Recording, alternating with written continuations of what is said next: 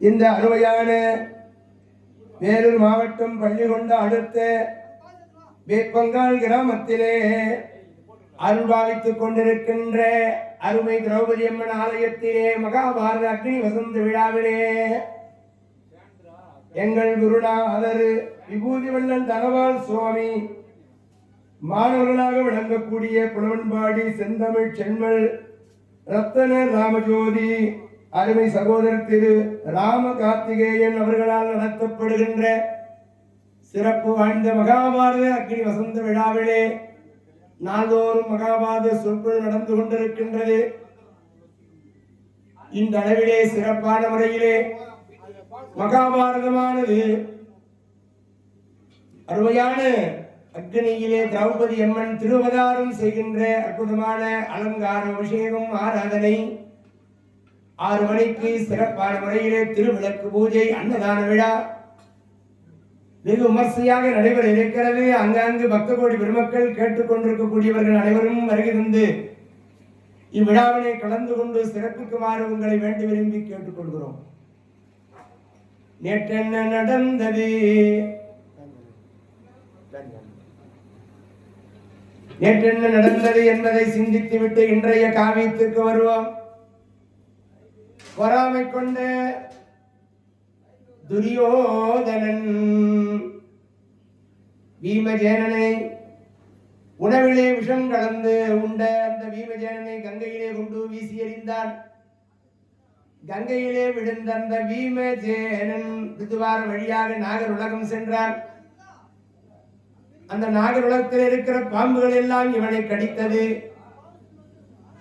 வள்ளி கொடியாலே கட்டி இருக்கின்ற அத்தனை கட்டுகளும் இந்த பாம்புகள் கடிக்கின்ற பொழுது அருந்தது. பீமசேனனை கொட்டுகிற பொழுது அத்தனை பாம்புகளும் கடிக்கின்ற பொழுது அவனுடைய விஷம் எல்லாம் முறிந்தது. பாம்புகள் இறந்து விடுகிறது. அதன் காரணமாக நாகராஜா இடத்திலே போய் சொல்ல, யாரோ ஒரு பூலோகவாசி நாங்கள் கடித்தால் அவன் சாக வேண்டும், ஆனால் அவனை கடிக்கின்ற பொழுது நாங்கள் எல்லாம் இறந்து விடுகிறோம் என்று நாகராஜா இடத்திலே கடித்த பாம்புகளெல்லாம் போய் புகார் சொல்லுகிறது. அதன் காரணமாக எல்லா பாம்புகளும் அந்த பீமசேனனை நாகர் உலகத்திற்கு இழுத்து வருகிறார்கள். நாகர் உலகத்திலே என்ன நடக்கின்றதாம்? நாகராஜா பார்க்கின்றார். யார் ஐயா நீ, யார் நீ என்று கேட்டார். பீமன் உரைக்கின்றான், நான் பாண்டுவின் புதல்வன், தருமனை கடத்த பீமசேனன் என்று உரைத்த பொழுது மகிழ்ச்சி அடைந்து, உன் உடம்பெல்லாம் பாம்பு கடித்து விஷயங்கள் எல்லாம் முறிந்திருக்கிறது. ஏற்கனவே விஷவினவை உண்டிருக்கின்றான் இந்த பீமன். அதன் காரணமாக இந்த பாம்புகள் கடித்த போது அந்த விஷயங்கள் எல்லாம் இவனுக்கு இறங்கியதாம். முள்ளையும் உள்ளால் எடுக்க வேண்டும், விஷம் விஷத்தால் முறிந்ததாம். அங்கு பீமசேனன் நாகர் உலகத்திலே தங்கி இருக்கிறார். நாகராஜா சிறந்த முறையிலே வரவேற்பு செய்தார்.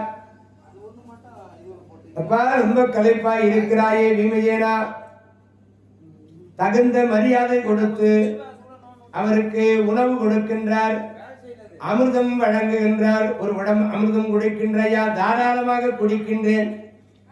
அப்படி அங்கு தங்கியிருந்து 10 குடம் அமிர்தம் குடித்தார். 10 குடம் அமிர்தம் குடிச்சுட்டாருப்பா.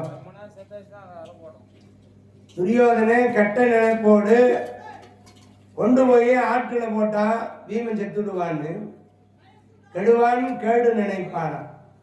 உணவுல விஷம் கலந்து ஆற்றில கொண்டு போய் போட்டான். ஆனால் அவன் 10 குடம் அமிர்தம் குடித்து 10,000 யானை பலம் வந்தது. ஏற்கனவே அவனுக்கு 6,000 யானை பலம் பொருந்தியவன். இந்த 10 குடம் அமிர்தம் கொடுத்ததினாலே 16,000 யானை பலம் படைத்தான். அங்கு 8 நாள் தங்கி இருக்கின்றான். இங்கு பீமனை காணாமல் அஸ்தினாபுரியிலே குந்தமாதேவி கண்ணீர் வடிக்கின்றார்கள். மகனே கண்டிலல் உதித்திர கணிட்ட கண்ணூரே